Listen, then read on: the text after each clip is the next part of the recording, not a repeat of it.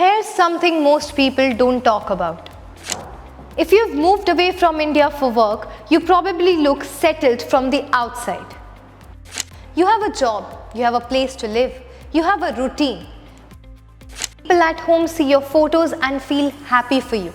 Your relatives say you've done well. But if you sit with yourself quietly for a moment, there are some questions that stay with you.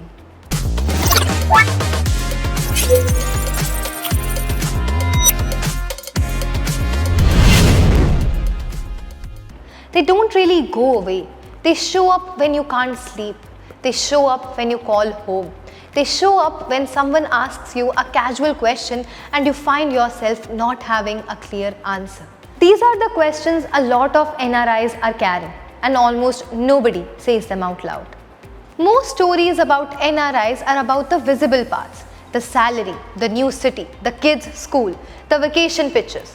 This isn't that kind of story. When you talk to enough people who've moved abroad, you start to notice that the same questions keep coming up in different shapes. Whether they are young or older, whether they have been away for 2 years or 20, whether they are doing very well or struggling, the questions are roughly the same. There are 4 of them. A lot of people are quietly asking themselves these 4 questions all the time. And the reason they don't get easier with time is that they are not really questions about money or jobs. They are questions about life. The first question is about money.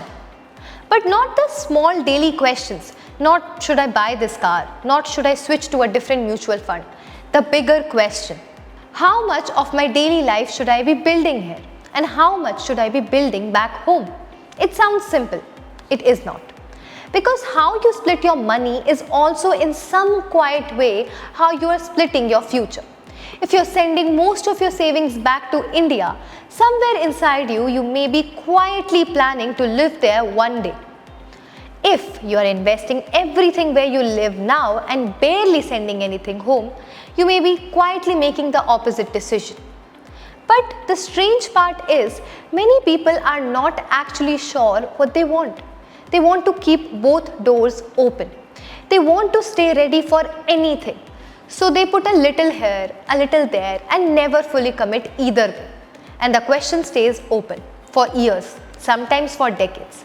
The second question is about security. How safe is my life here? Really?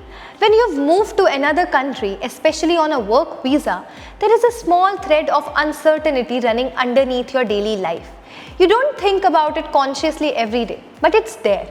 A change in immigration rules, a change at your company, a delay in your paperwork, a policy that gets revised. You're not being paranoid, you are being realistic. You know that the life you've built took time to build, and that some part of it depends on rules that aren't fully in your control. This isn't something people usually talk about openly, not with colleagues at work, because they often don't have to think about it in this way. Not with relatives back in India, because they often assume that once you've moved abroad, you've reached safely. So a lot of people are carrying this one quietly in the back of their mind while they keep showing up for everything else. The third question is about family. How do I balance my life here with the expectations of the people I love back home? This one shows up in 1,000 small ways. Should you buy a house in your hometown even if you're not planning to live there for years? Should your parents move in with you, or should you eventually go back to them? Should you take the promotion if it means missing your father's birthday again? Should you say yes to a wedding even when the trip will leave you exhausted for a week afterwards? On the surface, these look like practical decisions. Underneath, they are emotional ones. And the pressure from family isn't always pressure. Sometimes it's just love trying to find a way across thousands of kilometers. But that love still shapes choices, big ones. The fourth question is the one that's hardest to talk about. What does settled actually mean for me? When you ask different people, you'll hear different answers. Some say settled is owning a home. Some say it's getting permanent residency or citizenship. Some say it's seeing their kids through college. Some say it's making sure their parents are taken care of. Some say it's reaching a point where they don't have to worry about money anymore.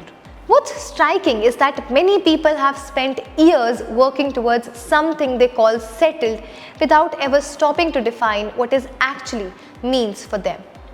You followed a path that someone else helped lay out. School, degree, job, move abroad, get the visa, buy the house, save for the next thing, get the kids into the right school.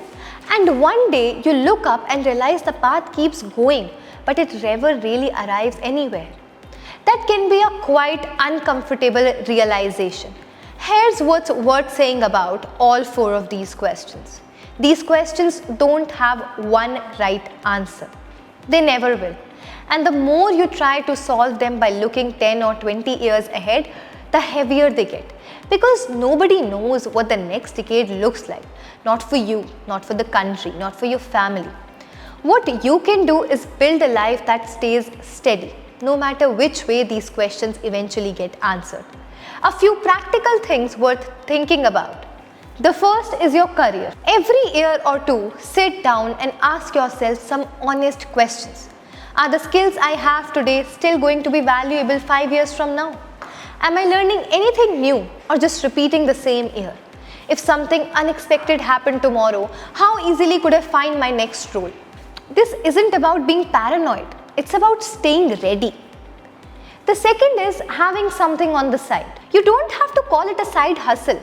It can be a small project, a skill you're building, a small consultancy practice, a bit of content you create, anything that gives you a second source of confidence outside your main job. The point isn't the extra income, though that's nice. The point is that your sense of security stops depending entirely on one employer or one visa. The third is your network. Keep your professional and personal connections active in the country you live in. Take the coffee, show up at the meetup, stay in touch even when you don't need anything. And keep your network in India warm too. Old colleagues, old friends, people in your industry back home. Send the occasional message. Make a call when you visit. If life ever changes direction, you'll be glad you stayed in touch with both sides. Here's the thing. You can't control whether you will move back to India one day. You can't control where your kids will eventually live. You can't control what the world will look like in next 15 years. What you can control is whether you have built a life that gives you options. Options come from skills you have kept sharp, from people who you know from both sides, from small things you have built on your own. If you have those, the 4 questions stop feeling so heavy. They become questions you can sit with instead of questions that keep you up at night. There are millions of people living the same kind of life as you are. Different cities, different countries, asking themselves the same questions. You're not alone in any of this.